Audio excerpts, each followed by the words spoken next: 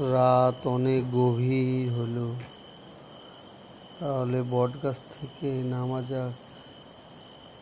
দেখি বাড়িতে কেউ আছে, কারো ঘাড় মটকাতে হবে।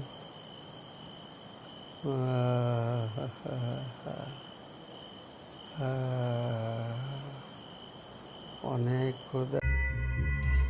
যাক, আমি গাছ থেকে নামলাম, আমি রূপ পাল্টে যাই ঘরে।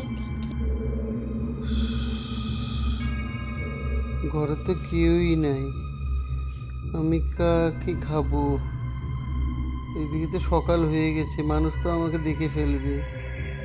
যাক, ছাগলের রূপ ধরে আমি ঘরের বাইরে। যাক, নিরাপদে আসলাম। আজকে অভুক্ত থেকেই কারো ঘাড় মটকাতে পারলাম না। এখন কি আর করার? গ্রামের তাল গাছ দুটাতে ঝুলে ঝুলে অপেক্ষা করি কখন আবার রাত্রে হবে, কখন কার ঘাড় মটকাতে পারবো। তাহলে একটা গানই গাই।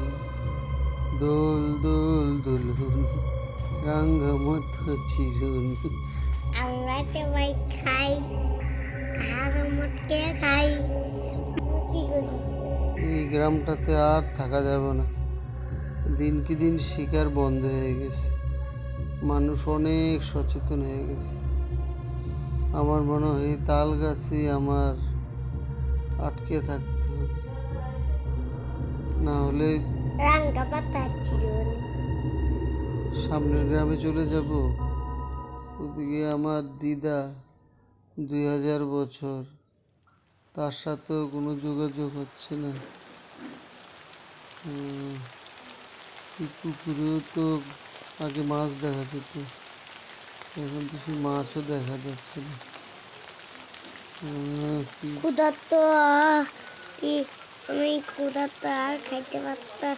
আর আমার চেষ্টা করতে হইব না, আমি যাই, আমি কোন জায়গায় খাবার পেলে এটাই খাইলাম, তাতেই দুধ দেই যাই। রাঙ্গা মাথা চিরুনি। তাল গাছগুলো বয়সের ভারে নুজু হয়ে গেছে, আজকাল আমার ভার সহ্য করতে পারে না। কি যে হবে আমাদের? দিন কি দিন পৃথিবীতে অস্তিত্ব রাখাটাই